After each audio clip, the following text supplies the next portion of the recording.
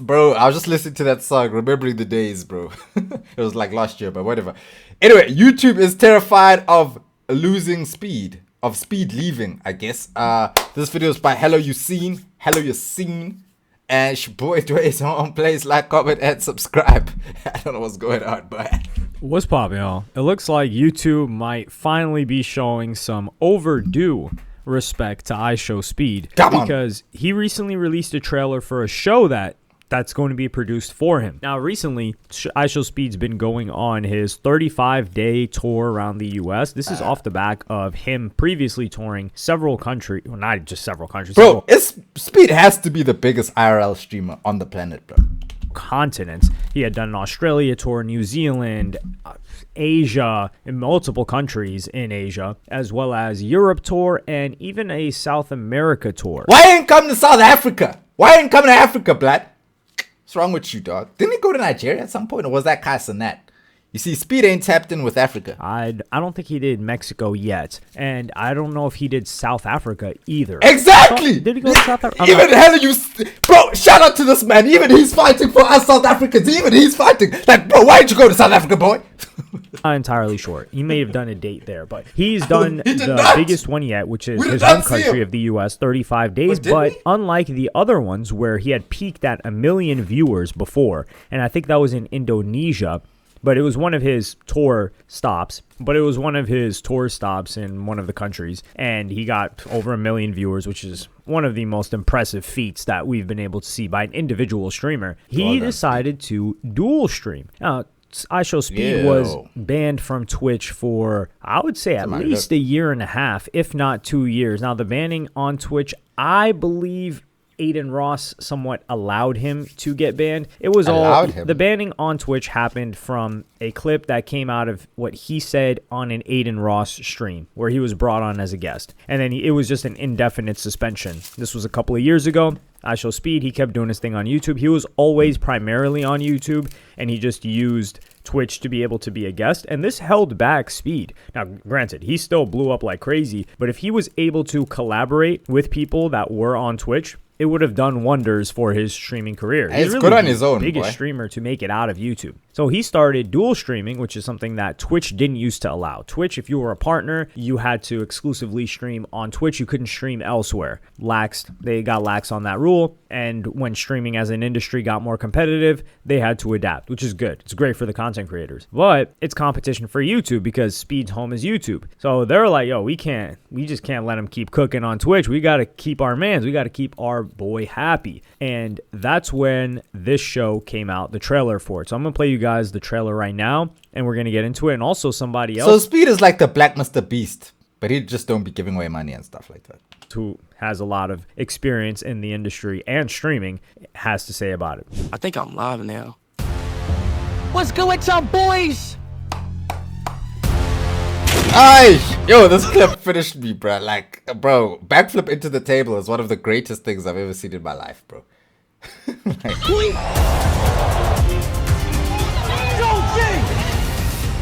All the work it took me to get here.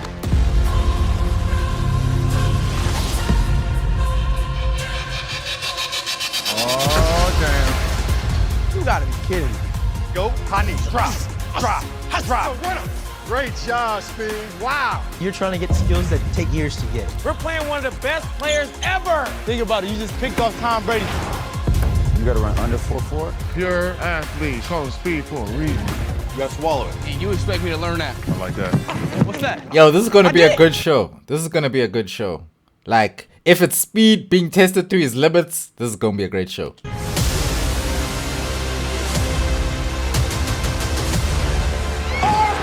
What the hell we about to do today?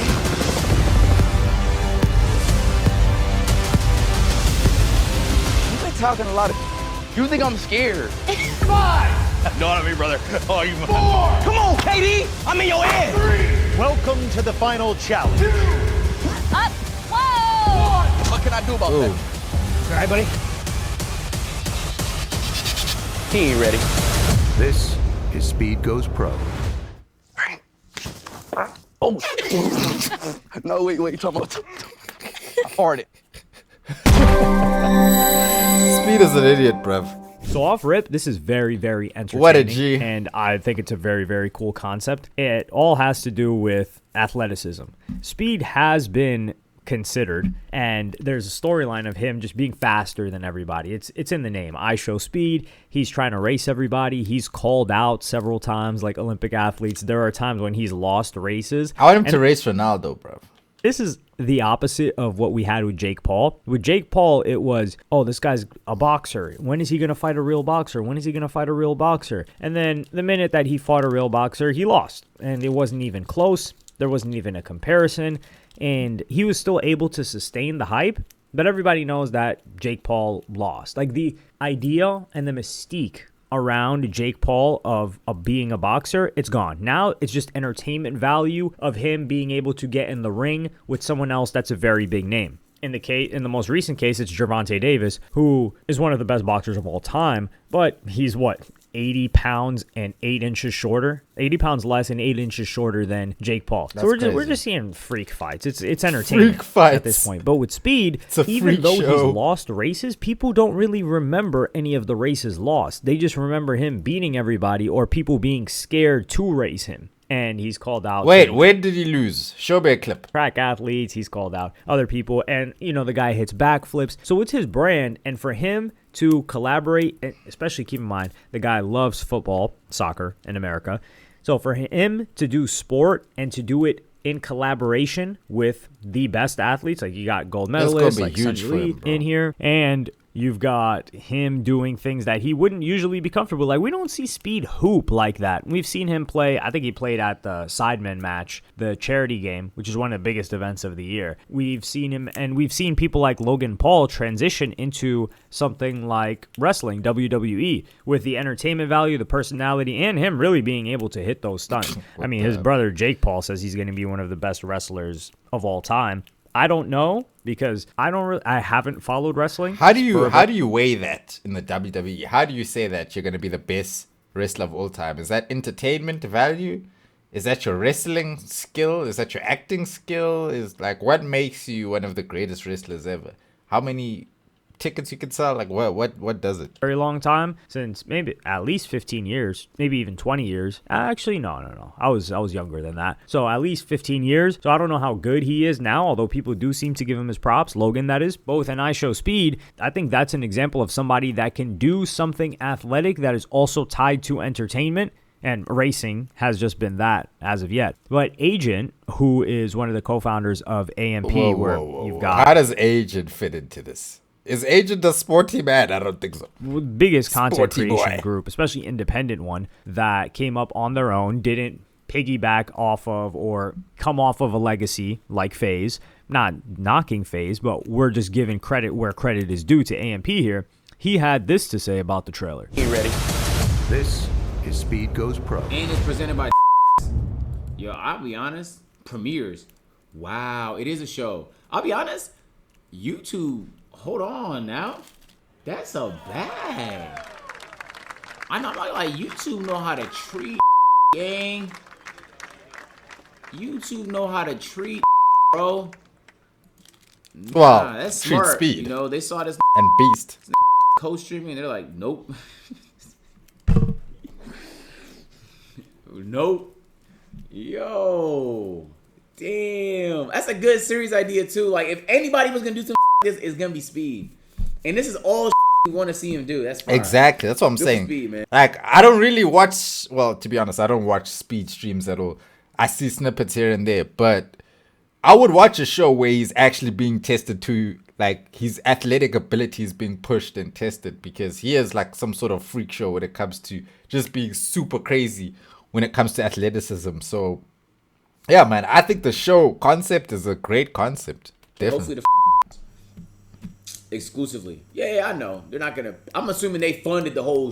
Like they paid for everything. So Definitely. Like, they're not gonna pay for everything and be like, yeah, bro, you could put that everywhere. This was, of course, filmed before Speed decided to multi-stream, but it is keeping him on the platform, and it's exclusively made for the platform. Now, they contracted out a production company, OBB in this case, that handled all of the filming and things like that But there was a show that was similar to this years ago. If you guys remember it was a short show. You can find the episodes on YouTube called The Tim Ferriss Experiment.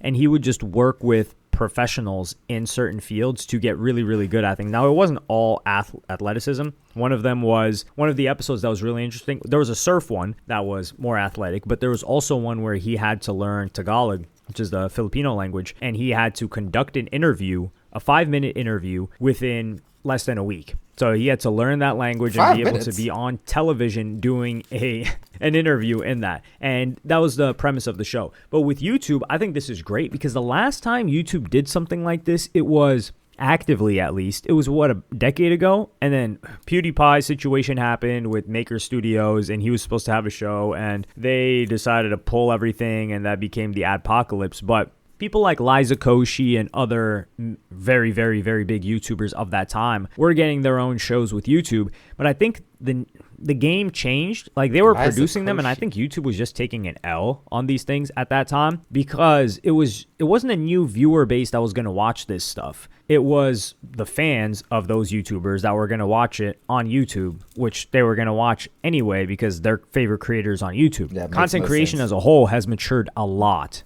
since then because there's clipping culture, number one. So everybody's clipping it. So there are people that see Speed on Facebook, people that see Speed on TikTok exclusively. That's the only place they see him. They don't even watch the stream. They don't even know where he streams if they had to know. Although YouTube is more accessible than Twitch to a broader range of audience. And by range, I mean range of age. So you've got those as an example. YouTube TV is also a very big thing now. A lot of people watch on TV. That was not a thing. YouTube TV as a product also wasn't really a thing 10 years ago when they were producing these shows for these people. And Speed is arguably one. YouTube is like the new TV now. Like, I don't know anything else that's more watched than YouTube, bro. On this planet, bro.